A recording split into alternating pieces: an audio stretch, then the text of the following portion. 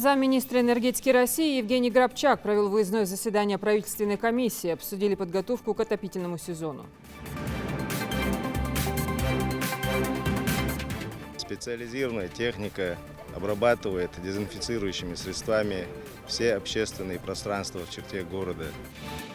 «Уйди, нечисть!» В республике в связи с эпидситуацией вновь приступили к санитарной обработке улиц и подъездов. Когда у меня течет кровь из глаз, я на время теряю зрение. Слезы крови. У жительницы Джейраха обнаружили гемолакрию. Что за диагноз и как с ним жить, расскажем в выпуске. Процентов 10 там мы судебные иски предоставляем, и все. И потом они приходят, оплачивают. Вода-то не бесплатная. На долгах напоминают юридическим лицам сотрудники водоканала и проводят рейды. Когда я перехожу дорогу, мне иногда бывает страшно. Почему? Потому что там очень темно. Фликеры и безопасность детей на дорогах. Родители, приобретите светоотражатели для своих детей. Не пожалеете.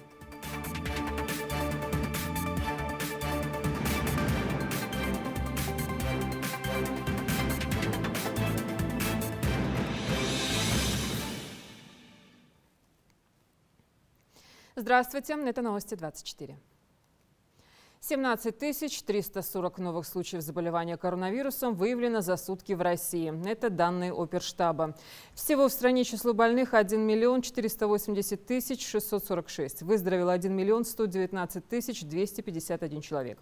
В Ингушетии зафиксировано 56 человек с коронавирусом за сутки. Всего, по данным Оперштаба, подтвержденных диагнозов 6880. Выздоровели 5609.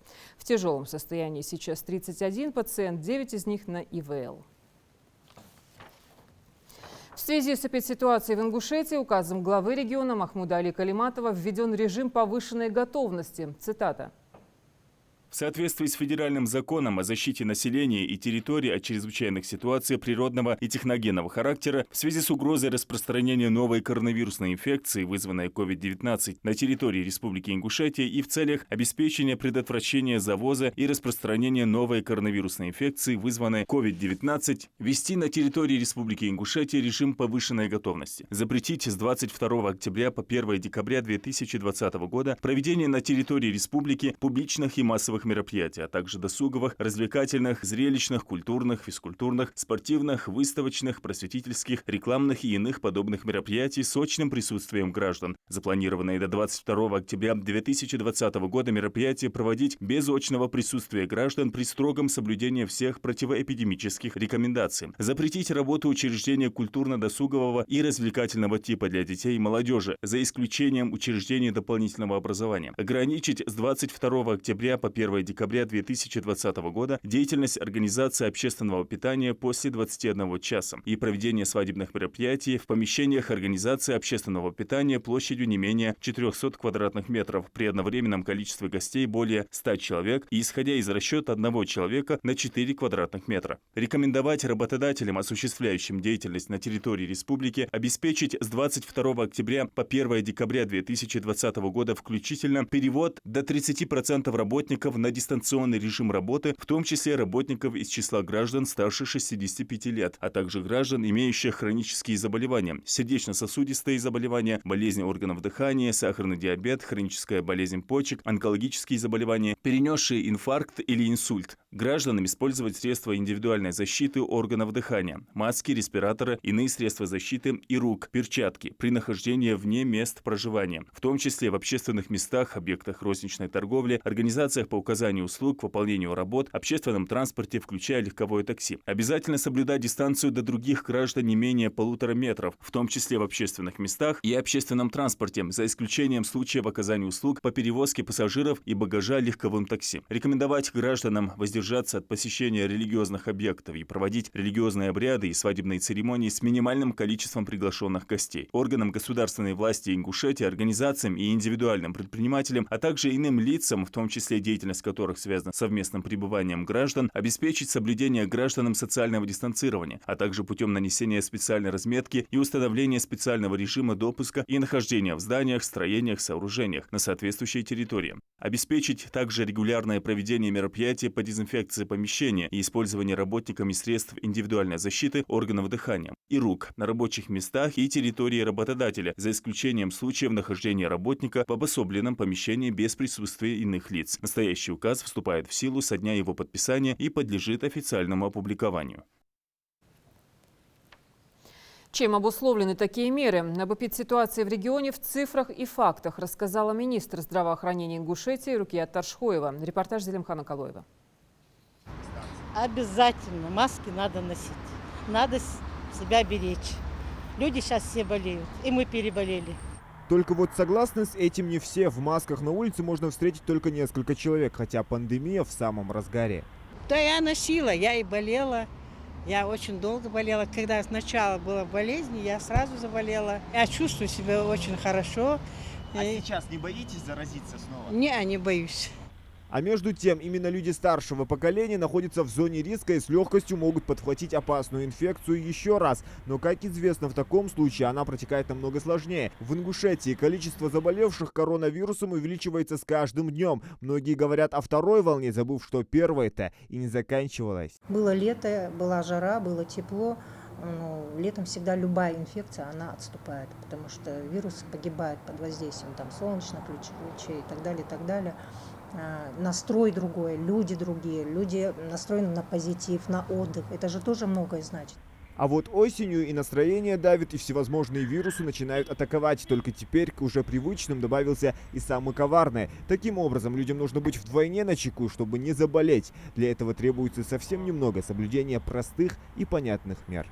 Например, мы с улицы пришли, вот элементарные вещи, это помыть руки, прополоскать горло, промыть нос. Это обязательные вещи. Если мы после посещения улицы каждый раз это будем делать, то, поверьте мне, на 80-90% мы просто снизим саму заболеваемость. То есть вирус, он есть, что болезнь есть, никто не отрицает. Но чтобы мы не заболели, надо примерно вот такие вот элементарные вещи их соблюдать. Мы почему-то пренебрегаем, считаем, выпить воду, помыть рот, это ничего. Ситуация с ковид в Ингушетии, по словам министра здравоохранения, такая же, как и во многих российских регионах. Идет постепенный прирост новых случаев заболевания. В принципе, по республике держится за последние 2 недели 350-360, где-то мы в таком плавучем состоянии. Но цифра по заболеваемости, она у нас увеличена не потому, что у нас заболеваемость прям резко повысилась, а потому что у нас выявляемость улучшилась. У нас тестирование, вот по нашей сводке, за только вчерашний день, если в среднем раньше мы держались цифры 500-600 человек, мы исследовали в день, сейчас у нас цифры достигают, вот, например, за вчерашний день было 1073 исследования проведено. Сейчас на стационарном лечении в регионе находится 355 человек, больных коронавирусом, из них 135 – это люди старше 65 лет. Минздрав Ингушетии контролирует количество коек, развернутых для ковид-пациентов, которые за последний месяц увеличивали в 2 раза. Сейчас с учетом резерва больницы могут принять почти 660 человек. У нас резерв есть большой, и при необходимости у нас есть возможность открытия дополнительных коек. То есть они у нас тоже готовы, просто нет необходимости их открывать. И понимаете, открывать дополнительные койки, когда у нас есть профильные больные, тоже в принципе мы не можем себе позволять вот так вот открыть и сказать, у нас вот 1000 коек, вот пожалуйста, зачем нам это нужно, необходимости нету, потому что мы, открывая ковидные койки, мы закрываем наши профильные койки. Поэтому мы пытаемся этот баланс держать, у нас есть и профильные, мы их не закрываем и не собираемся даже где-то в какой-то момент, может, мы их даже начнем увеличивать. Насколько печальной будет картина в регионе, зависит от самих жителей, ведь отпор вирусу можно дать только дисциплинированностью и сознательностью. Сейчас важно максимально сократить общение, не появляться на улице без крайней необходимости и без медицинских масок, не ходить в лишний раз в гости и соблюдать дистанцию в магазинах. Простые правила, способные защитить нас от коварного вируса. Зелимхан Калоев, Магомед Дидигов, Новости 24. Замминистра энергетики России Евгений Грабчак провел в Магасе выездное заседание правительственной комиссии по обеспечению безопасности электроснабжения по вопросам подготовки субъектов электроэнергетики и объектов ЖКХ Северо-Кавказского федерального округа к прохождению отопительного сезона. Грабчак отметил, что в соответствии с поручением президента совместно с ПАО «Россети» продолжается разработка программы повышения надежности на территории СКФО. На сегодня определены приоритетные направления программы, и в Ингушетии электроэнергетическая отрасль республики, представленная сетевым филиалом ПАО «Россети Северный Кавказ» «Ингушэнерго», располагает 6 районами электрическими сетями и 1 городским участком. В регионе функционирует 35 подстанций общей мощностью более 530 мегаватт. При подготовке к осенне-зимнему периоду расчистили трассы, отремонтировали воздушные линии электроэнергетические и коммутационного оборудования, а также трансформаторных подстанций. Для выполнения аварийно-восстановительных работ в регионе могут быть задействованы 17 бригад, это 54 человека, 16 единиц техники, 2 резервных источника электроснабжения.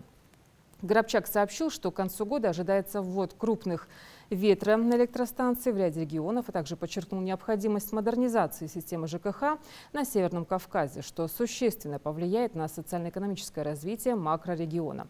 Кроме того, по данным Минстроя России, Ингушетия находится в числе 4 субъектов СКФО, уже подавших запросы и представивших план по модернизации ЖКХ.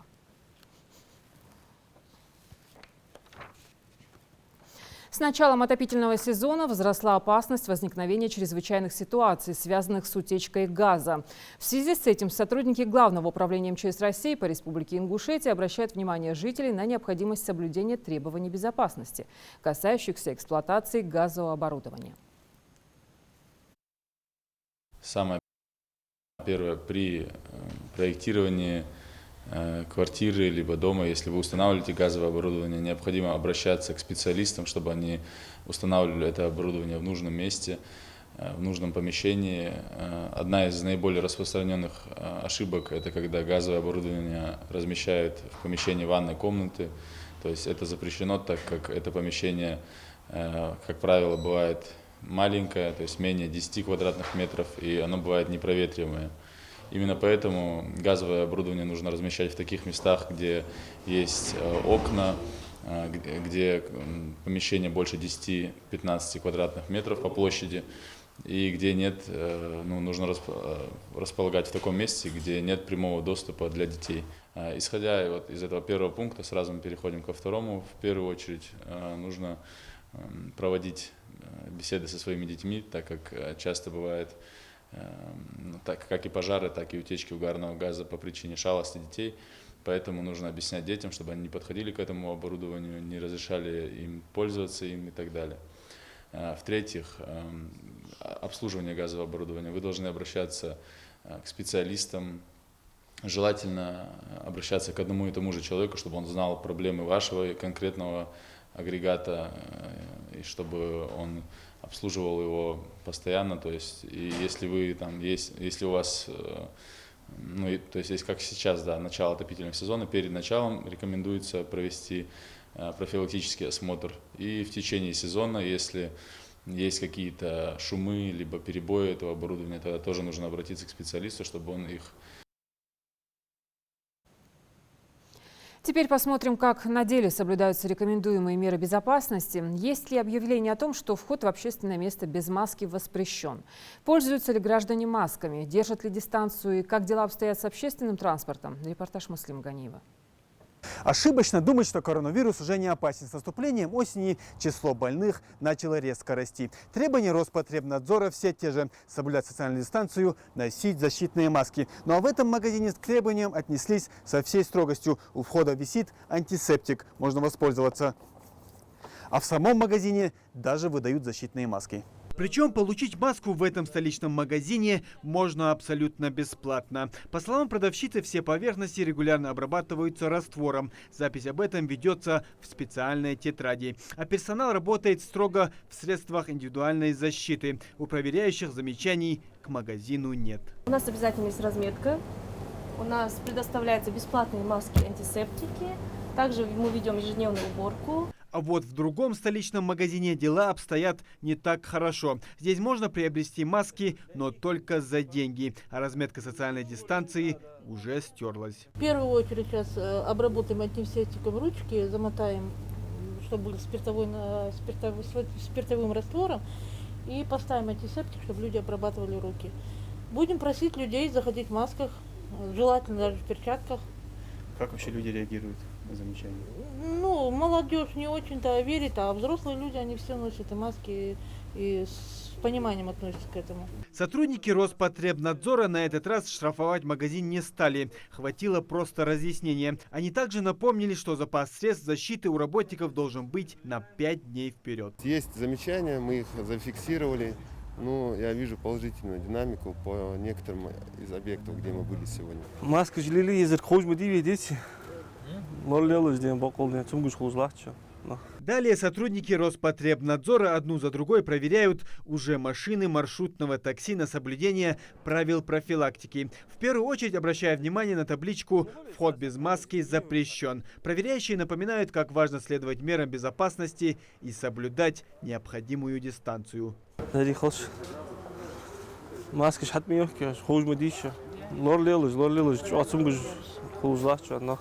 обязательно. В общественном месте вяли маск. Здесь даже купить у вас негде. На кассе места свободные, если есть, не скапливайтесь в одном месте, рассаживайтесь по отдельности. Общественный транспорт – это как раз то место, где маска просто необходима. О соблюдении социальной дистанции здесь говорить не приходится. Ее в маршрутной «Газели» просто невозможно соблюсти. А вот маску одеть можно и нужно. Она место не занимает. Каждый водитель по 10 рублей уже. Это проблема. А я 10 рублей. При начале нашего рейда, при начале этой работы, многие люди, можно сказать, 90% находились в салонах. Мы обнаружили в салонах «Газели», автобусов без маски. На сегодняшний день большинство людей уже понимают наши требования, уже стараются соблюдать их, надевать маски и прислушиваться к нашим рекомендациям. На сегодняшний день с этим, можно сказать, ситуация у нас улучшается. В основном меры профилактики с самого начала пандемии одни и те же. Водители маршрутного такси сами отлично понимают, как все это важно. Ведь за нарушение установленных норм, помимо опасности заразиться или заразить, перевозчикам грозит внушительный штраф 15 тысяч рублей или другие санкции.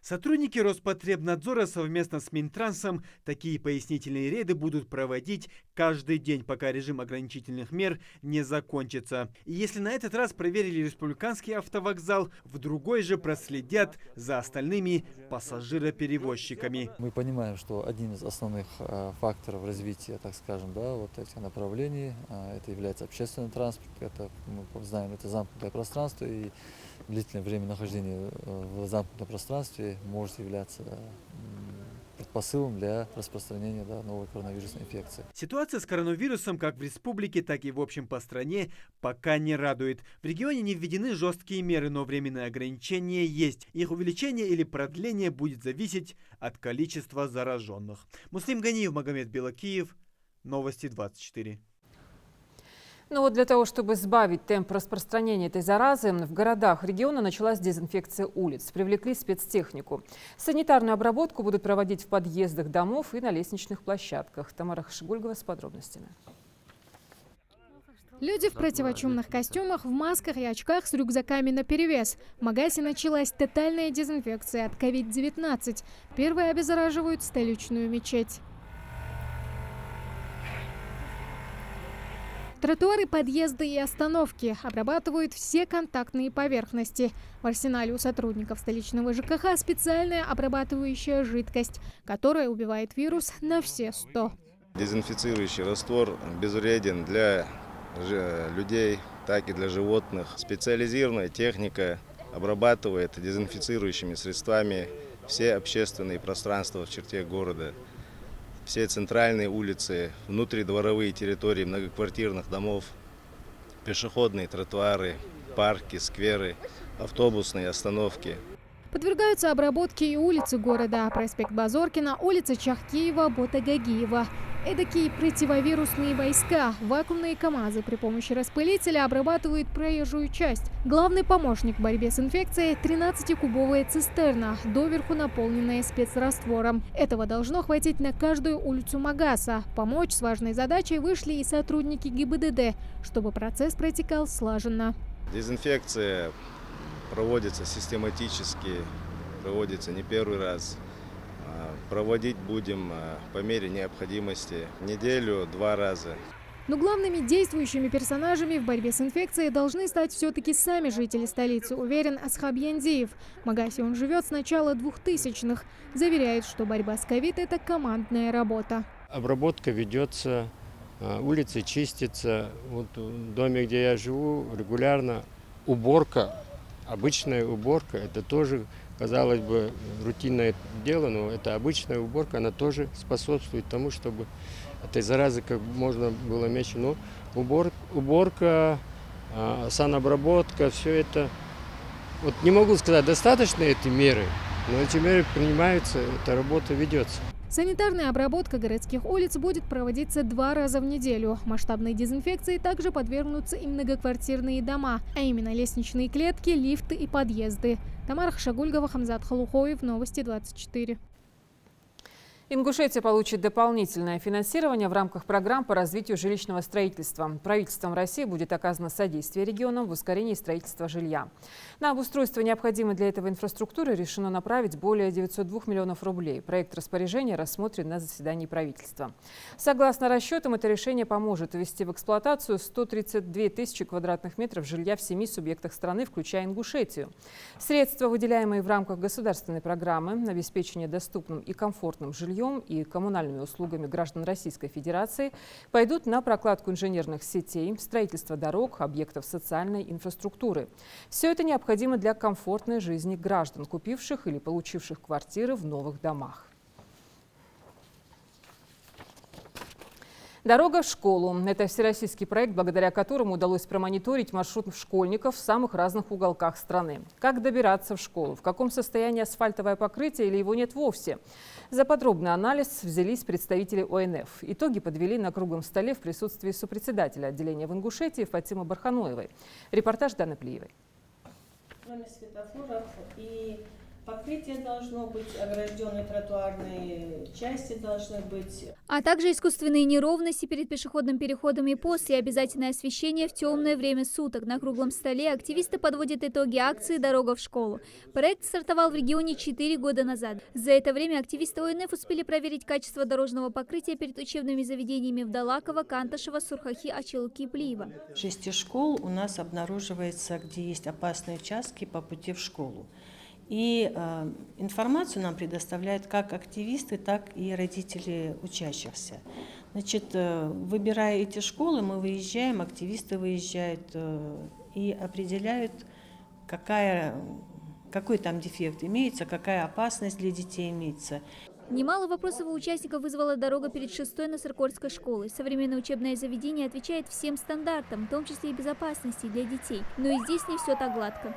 Они обратились и в соцсети, и к нам в региональный штаб с просьбой помочь с тем, чтобы установили вот этот пешеходный временный деревянный ступенечки там сделаны, чтобы было как-то более безопасно. Мы выехали с активистами, и знаете, муниципальная дорога, она не имеет тротуара, и перед пешеходным переходом на муниципальной дороге нет искусственных неровностей. Кроме этого, еще должны быть обязательно ограждения вдоль тротуара около школ. Их сейчас тоже нет, но муниципалитет, то есть администрация города Назрань, они обязались это все восстановить. В этом году внимание ОНФ привлекли 4 школы в Малгобеке, Инарке, Канташево и Назрани. Обо всех недостатках рассказывают в подробном фотоотчете участников акции. Среди них и представители Назранской администрации, ГИБДД, Ингушавтодора и других общественных организаций.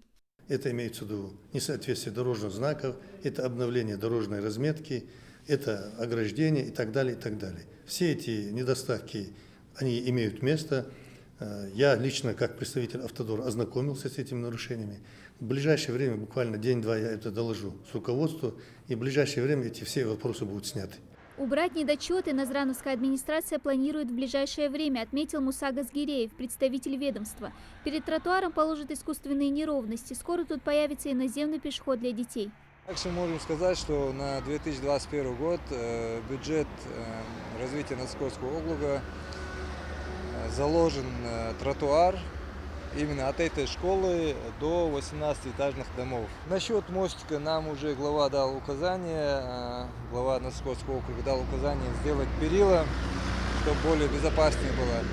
Но пока, так как идет реконструкция, это будет временное сооружение. Да, мы пока временно сделаем перила, чтобы, думаю, на этой неделе. К слову, в том, что эти проблемы решат в ближайшее время, активисты не сомневаются. С Ингушавтодором народные фронтовики сотрудничают не первый год, и все выявленные проблемы на дорогах перед школами ведомство устраняет по мере своих сил. К примеру, в прошлом году по обращению ОНФ Ингушавтодор привел в порядок трассу перед второй Плиевской школой. Положили искусственные неровности, поставили ограждения, обновили дорожные разметки. Не всегда руки доходят до всего. И вот все вот эти надзорные органы, контролирующие органы, в том числе и вот работа Общероссийского народного фронта по выявлению тех или других нарушений, они бывают полезны. И вот когда нам приносят вот те замечания или те нарушения, которые имеются место быть, нам только это все, не только нам, работникам Автодора, это для нашего населения, это приносит пользу. Помимо рейдов, в рамках всероссийской акции «Дорога в школу» активисты проведут и внеклассные занятия с детьми по изготовлению светоотражающих элементов. Дана Плиева, Тамерлан Ужахов, Новости 24. Плачет не горючими, но кровавыми слезами. Для нас феномен, для медиков редкий, малоизученный диагноз. Его после консилиума врачей поставили Мадине Мусиевой. Природа этой болезни не ясна. На лечение она будет проходить в Москве в Морозовской детской городской больнице. Репортаж Тамары Хашкульговой. И она мне говорит, у нас периодически поднимается давление до 190. Естественно, я забила тревогу, я ей дала кучу направлений, направила ко всем специалистам. Про кровоточащие статуи и картины христианских святых слышали все. А вот про то, что кровавый плач может появиться и у вполне здорового человека, поверит не каждый. Необычные симптомы у Мадины Мусиевой появились около 4 лет назад, когда начало беспокоить высокое давление. Вскоре оно нормализовалось, только вместо этого начались кровавые выделения из глаз. Родные списали все на обычные царапинки. Это год تقدم عربي عليه خلر تاك أزا والرشت برجعشت خلي هم احتي خد تقونس خلي برجع هم احتلي خد مخلي معرض احتر تزيد الموبايل اشتخد لحمز مدينة خل اشتخد قص يعني والرأس هنز أخشر إيش проблем جايول لر دقيت دوليني نا أميراتي حبتي يقولش تو دوليني أي اللي تاك قص دوليني هم احتر تي خاطر هميرا هنز برجع تزيدوا لر.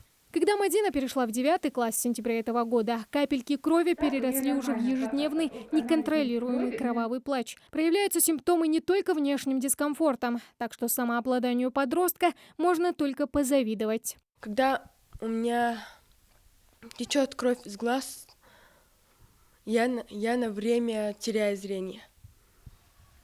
Там 10 или 5 минут. Бывает головокружение, тошнота еще.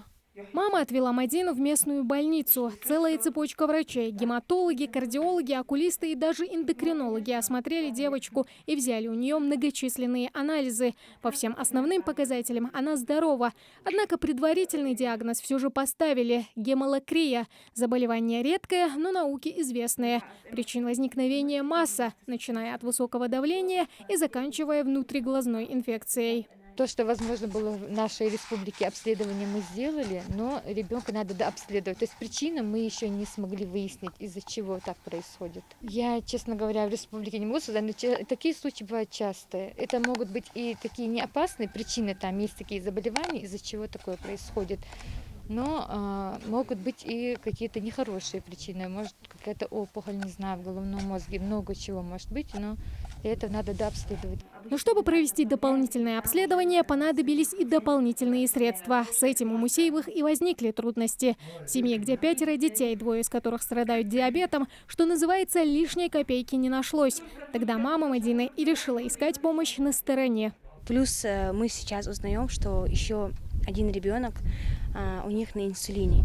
И сделаем все возможное, чтобы мама смогла выехать с 2 детьми в ближайшее время. Вопрос с билетами, вопрос с гостиницей и все необходимое со стороны благотворительного фонда и со стороны аппарата уполномоченного, естественно, будет все сделано. И там уже в Москве мы будем отслеживать, делать все возможное. Все бюрократические сложности теперь отпадут, говорят Мусеевы. Уже совсем скоро Мадина вместе с семьей отправится на обследование и дальнейшее лечение в Морозовскую больницу, где готовы принять пациента с необычным диагнозом. Тамара Хшагулькова, Магомед Белакиев, Новости 24. Более 3 миллионов на долгах, напоминают юридическим лицам сотрудники водоканала. По адресный обход провели в Назране. В списке неплательщиков около 30 предпринимателей. Муслим Ганиев, Ариди. Большие кафе, рестораны, мойки. Вот неполный список объектов, которые задолжали за поставленную воду. Сегодняшний визит сотрудников водоканала носит профилактический характер. Никого отрезать от централизованной линии не будут, но заплатить по долгам все-таки придется. Владельца этого ресторана на месте не оказалось, а вот арендатор помещения обещала погасить все долги. Мы как бы все, вот у кого там образовалась на сегодняшний день задолженность, мы просто по списку, да, вот выехали, там, у кого все расчеты как бы у нас с собой. И в конце по-любому, да, в конце года мы уже оплачиваем, да. Так перебой иногда бывает у нас. Сотрудники Ингуш-водоканала один за другим обходят адреса юридических лиц, которые значатся в списках неплательщиков. Застать всех на рабочем месте не получается, как, например, хозяина этого помещения по улице Тангиева в Назране. Заставить его заплатить за долги придется уже в судебном порядке. Процентов 10 там мы судебные иски предоставляем и все. И потом они приходят, оплачивают через суд или вот так. Такие большие суммы у нас немного очень, а так по мелочам они потихоньку оплачивают. В общей сложности юридические лица только по Назрани и Назрановскому району задолжали более 3 миллионов рублей. В руках сотрудников водоканала список самых злостных неплательщиков. Задолженности 28 юрлиц этого черного списка от 20 до 180 тысяч рублей. За один день сотрудники водоканала планируют обойти их всех. Большая часть из них находится в Назрани. Много таких, которые вообще практически не идут ни на какие контакты, не хотят никаких оплат производить. Каждый раз приходится вот с этими и спорить, и через суд это все приходится проводить. А мы с ними взаимосвязаны. То есть любой объект, будь то физическое лицо, будь то юридическое лицо, мы взаимосвязаны. Они нам оплачивают, мы поставляем воду. Хозяин автомойки по улице Победы Тухан Катиев спорить с сотрудниками водоканала не стал. К уплате платежей за услуги ЖКХ предприниматель относится со всей строгостью. В руках мужчины увесистая папка, в которой содержится квитанция об уплате за одну только воду. Правда, последние несколько месяцев это дело он запустил из-за состояния здоровья. Как итог, долг перед водоканалом более 20 тысяч рублей. Просто могу я коронавирус лолж, что саца бог без дуатиш хамханивен, так избахандолж, я зацлуж десах, ну далде. Оплатить долги Тухан Катиев смог, как говорится, не отходя от кассы. Благо у сотрудников водоканала квитанция об уплате всегда с собой. Коммунальщики напоминают, что за неуплату платежей могут последовать проблемы с подачей ресурса. Ведь те же самые насосы, трубы приобретаются за счет денег потребителей. За эти средства проводится и ремонт ветхих водопроводных сетей. А значит, хорошая собираемость – залог бесперебойной подачи воды. Муслим Ганиев, Магомед Дидигов, Новости 24. Сегодня стартовала первая после длительного перерыва мировая серия дзюдо в Будапеште, участие в которой примут и наши спортсмены Мусама Гушков и братья Халмурзаевы. Турнир «Большой шлем» пройдет по установленным организаторами правилам безопасности, ношения масок, соблюдения дистанции, мир индивидуальной защиты. Уже завтра, 24 октября, на татами выйдут Мусама Гушков в весовой категории до 73 килограммов и Хасан Халмурзаев в весовой категории до 81 килограмма. Хусен будет выступать в заключительный день турнира. турнира в весовой категории до 90 килограммов. Пожелаем удачи нашим спортсменам. Ингушские спортсмены готовятся к фестивалю культуры и спорта народов Кавказа, но он пройдет в Грозном. Масштабное мероприятие стартует завтра, продлится до 25 октября. Участие примут и мини-футболисты. Тренировки проходили на территории стадиона школы-лицея. Подробности у нашего корреспондента. Прохладная погода на улице как нельзя лучше подходит для тренировки, делится Ильяс Газдиев. Капитан команды ингушской сборной по мини-футбола вместе с игроками готовятся к фестивалю культуры и спорта народов Кавказа.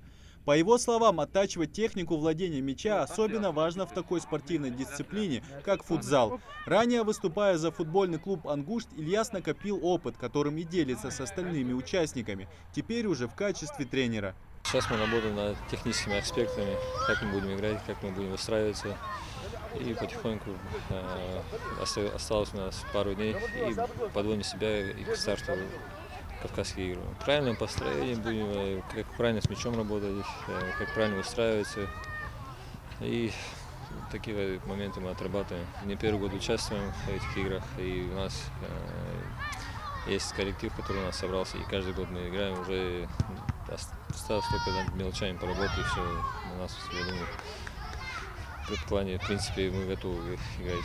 Тренироваться спортсменам помогают юниоры из нескольких назрановских футбольных команд, которые, как видно, оказывают серьезное сопротивление участникам фестиваля. Ни для кого не секрет, что половину победы команде приносит вратарь с хорошей реакцией.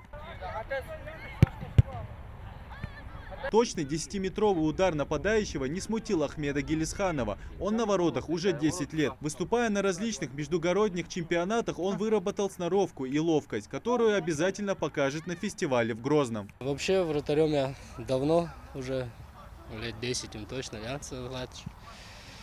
как говорится, нелегкое это дело стоять на воротах. Большая ответственность. В республике чемпионате по мини-футболу трехкратный лучший вратарь Мхануса, если честно, подряд. В ночной лиге играл я, там мы тоже с командой хорошо сыграли, все рекорды поустановили.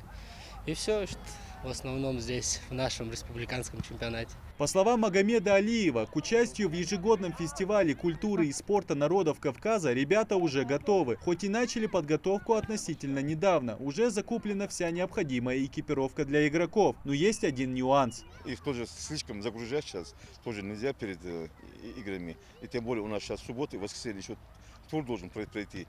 Некоторые из этих людей, ребят, которые едут, они должны в субботу еще отыграть первенство республики. С дисциплиной и сплоченностью в команде все в порядке. Это важные составляющие для игры в мини-футбол, где на размышления у футболистов нет времени, только отработанные действия. Следует отметить, что в прошлом году команда из Ингушетии завоевала бронзу, а в этом году нацелена на вершину пьедестала. Идрис Ижиев, Адам Мережков, Хасмагомед Майсигов, Новости 24. Обеспечить видимость в условиях недостаточной освещенности. Более половины ДТП в республике с участием пешеходов происходит в темное время суток. И вот тут приходят на помощь светоотражатели. Чтобы уберечь детей от аварий, сотрудники ГИБДД советуют родителям приобрести специальные наклейки – фликеры. Хава Газикова продолжит тему. На первый взгляд, такой незначительный элемент одежды фликер выглядит как игрушка, но его использование, по мнению экспертов, снижает детский травматизм на дороге в 6 раз. С ним пешехода можно заметить уже на расстоянии 200 метров. А для школьников это особенно важно, так как они входят в самую незащищенную категорию граждан. В холодное время, когда дети возвращаются в школу затемно, важно помнить, что внимательность на дорогах проявляют не все водители. Первый значок мне подарил папа, когда я была маленькая. Я не понимала, что значки. И папа сказал мне носить ее на куртке, на портфеле. И когда я шла домой, этот значок начал светиться. И потом я поняла, что эти значки мне дал папа, чтобы машина меня замечала. Конечно, выстроить с ребенком безопасный маршрут, рассказать ему подробно о правилах дорожного движения тоже необходимо. Однако родителям самостоятельно передвигающихся в темное время суток детей стоит все же акцентировать внимание на одежде своего ребенка. Пренебрежение к такому яркому аксессуару может обернуться аварией.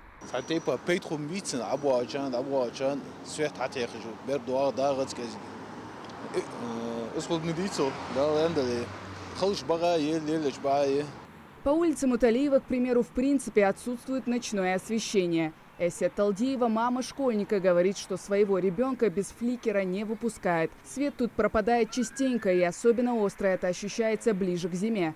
У меня ребенок учится во вторую смену, и занятия очень поздно заканчиваются. И, естественно, нам приходится встречать его обязательно со школы, потому что переход наземный, он у нас почему-то темный, то есть освещения нет. Хотелось бы, конечно, чтобы было освещение, чтобы за этим следили. Если даже перегорает освещение, еще что-то, чтобы регулярно за этим кто-то следил. Когда я перехожу дорогу, мне иногда бывает страшно. Почему? Потому что там очень темно. Юные участники дорожного движения пока еще не осознают опасности. А с наступлением зимнего периода риск ДТП увеличивается, ведь дети возвращаются из школ, когда на улице уже темно. Статистика показывает, в 99 случаев из 100 у детей, попавших под колеса машин, не было светоотражателей. Когда наши пешеходы, есть участки дорог, где нет освещения, к сожалению, должны и обязаны использовать световозвращающие элементы, использовать по мере возможности светлую одежду для того, чтобы водителю было более удобно. Если пешеход видит водителя, не всегда водитель видит пешехода, поэтому нужно пользоваться этими световозвращающими элементами. Они очень разные. Если это касается детей, это есть и фликеры, и жилеты. Но жилетки должны быть обязательно у каждого водителя, так как при аварийной остановке также он должен использовать жилет.